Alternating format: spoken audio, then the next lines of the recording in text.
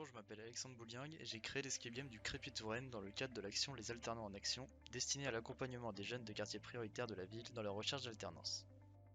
Alors à la base, l'idée m'est venue d'une expérience professionnelle dans laquelle j'avais trouvé très judicieux l'utilisation d'un escape game, donc dans le processus de recrutement à la base pour intégrer l'entreprise.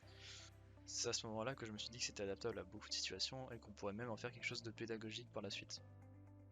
L'idée que j'ai voulu diffuser dans cet escape game, c'est vraiment une reconstitution d'une chose qui est beaucoup trop commune aujourd'hui dans la recherche d'emploi.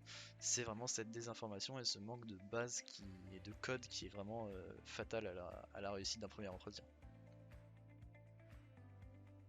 C'est vraiment déjà une très bonne chose d'avoir un entretien parce que ça montre que votre profil plaît et que le profil est vraiment intéressant.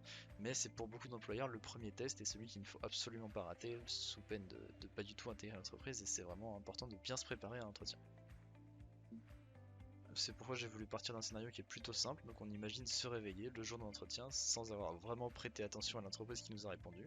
On ne sait ni où on va, ni quand, ni comment, mais le plus grave de ça, c'est qu'on ne sait même pas qui on va aller voir. Donc c'est là où il va falloir travailler en équipe pour essayer de trouver les indices qui vont nous permettre de découvrir toutes ces informations pour être le plus près possible lorsqu'on va se présenter à l'entretien.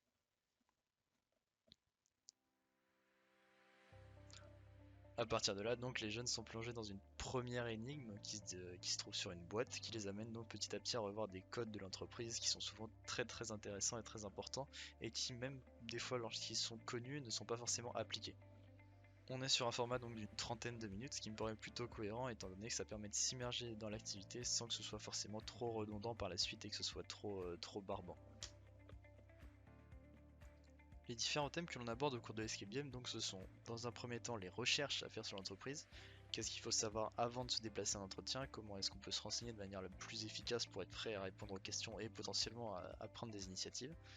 On aborde ensuite l'aspect physique, donc comment s'habiller, comment se préparer de manière assez cohérente face à l'entreprise dans laquelle on va aller. Et enfin, la préparation un petit peu plus psychologique, donc le calcul de ses temps de trajet, les questions logistiques, qu'est-ce qu'on prépare, comment est-ce qu'on y va, avec quoi. Et c'est là que c'est un petit peu plus intéressant parce qu'on a beaucoup de divergences au niveau des attitudes des jeunes.